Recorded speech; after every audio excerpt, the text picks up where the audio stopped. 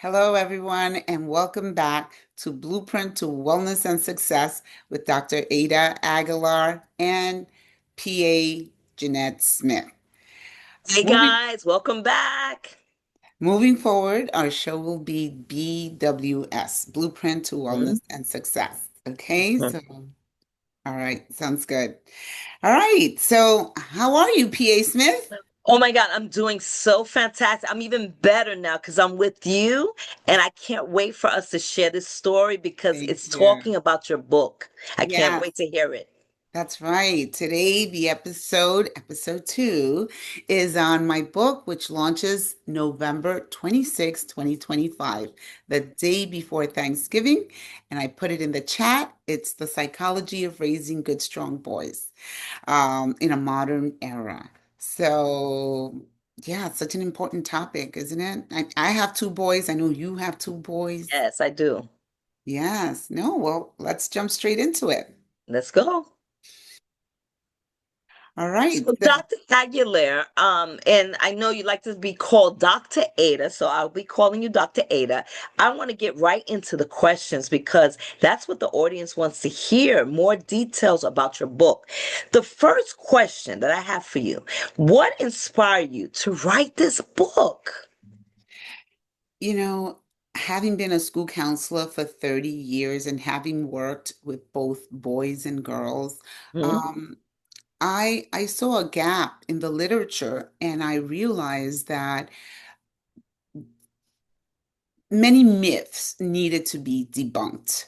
So with this book, I use scientific evidence to prove that certain ideas are so outdated that we're not helping boys. We should be empowering and helping them to navigate this that we call life. So the reason was that I strongly felt that something needed to be said, that I have a story, I have something to tell, and that's why I created this book. And something that only confirmed it was that when one of my sons was 5 years old, Hmm. for Christmas, he asked for a Ken doll. So I, of course, for Christmas, I gave him the Jeep, the Ken doll, and I thought something was missing. So I threw in Barbie. So, but many family members and friends did not agree on that. So, Mm. and that's in the book actually. And yeah, that, I didn't agree with it. I didn't see anything wrong with it, but a lot of people did. A lot of people have a problem, even to this day, giving a boy a doll. Yeah. So, mhm, That's so true. That's so true. absolutely. And So, I tell you honestly, I do feel a little weird about giving my son a doll. I never even thought about it, but he doesn't have any dolls. He has like, like those superhero dolls, but he doesn't have a girl doll. mm.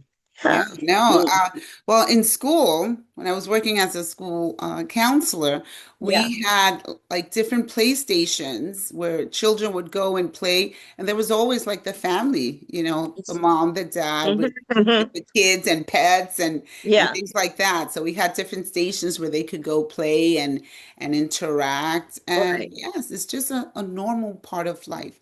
And the funny thing is with my son, poor Barbie was always under a bed or in a closet, like no interest in Barbie there. But I thought it was cute. I mean, I thought a Ken needed a Barbie, but That's right. That's right. Okay, so I have a second question. What message do you want your readers to take away from your story? so pretty much I want my readers, and my readers I have to mention are Hmm. mainly educators, teachers, Hmm. anybody involved in the raising of children, uh, Right.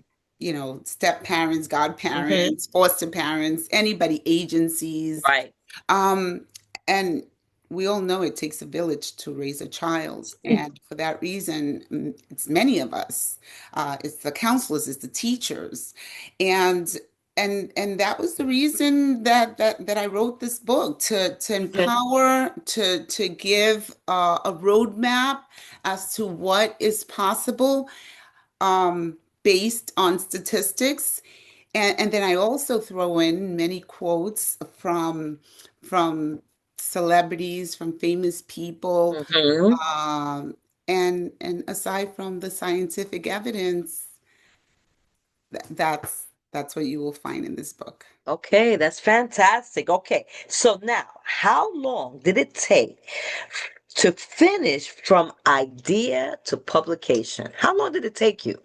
So the whole process of Hmm. writing was six Yes. months. Six Okay. months. But of course, a book could take years. My dissertation Hmm. was 6 years to write. Wow. But in this case, it was 6 months, not including the time it was in the editor's hands. Hmm. Yes. Okay, all right. And how do you stay motivated during writer's block? During writer's block, what keeps me going is the fact that I have this story. Is the fact that the prisons are filled with two-thirds of Black and brown boys. Wow. The Yes. fact that between the ages of 10 and 24, that's the group that has the highest fatality My rate. God. Yes. And just the fact that women live longer than men. So for all those reasons, that motivates me. And life gets Yes. in the way. We're all busy. Right.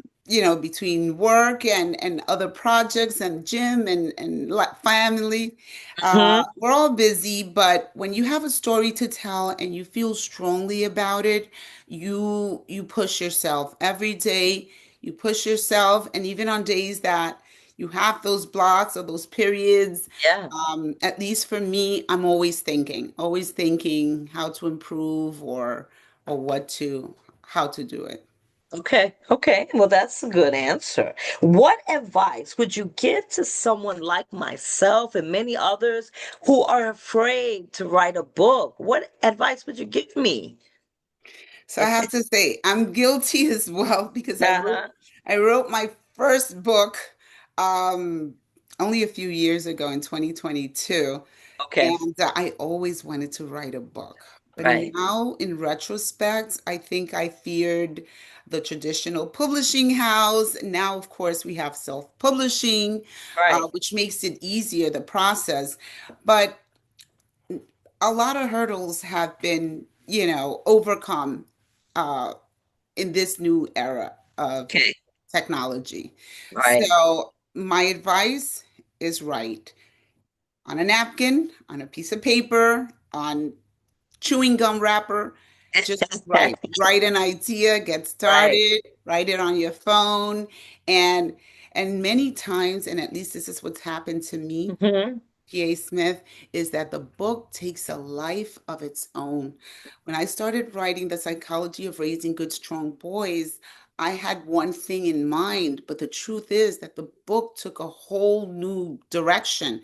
And, Right. and, and it's just the different influences that we have. You're watching TV, you're listening to the radio, you talk to people, you hear conversations, and Right. sometimes words trigger ideas. That's And right. and it becomes a whole paragraph, a whole chapter sometimes. So, yeah, so pretty much my advice is just get started and see Okay, what all right. happens. And then the last question I have for you is what's next? Are you planning another book or a related project? Great question. Mm, Yes. In 2026, I hope to launch The Psychology of Raising Good, Strong Girls. wow, So we all know, needless to say, how important we are in that's society. it. So we're the mothers, we're the daughters, we are the wives. That's So, right. you know, many times, we are the center of that Mhm. household. And especially one other topic which we cover in the book is single parent households, which usually means just the mother. So there's a That's whole chapter on that as well, and the importance of women. But I wanted to start with the boys for all the reasons that I mentioned before, but absolutely, we will be covering the psychology of raising good, strong girls. Okay, okay. So guys, I think we're coming to a close. I want to thank Dr. Ada for this important information, and I hope all of you go out and look for her book because it sounds amazing. And we're going to close the next episode. We're going to have moi. I'm going to talk about weight loss. So Dr. Ada is going to ask me some questions. I I'm hope gonna you be guys are all teaching you. there. That's right. That's right. We are about supporting each other and supporting everyone else. We have a calling, and that's what we're doing. And so I want to say goodbye, good night, and have a blessed rest of the week. Good night, everyone. Good night. Bye.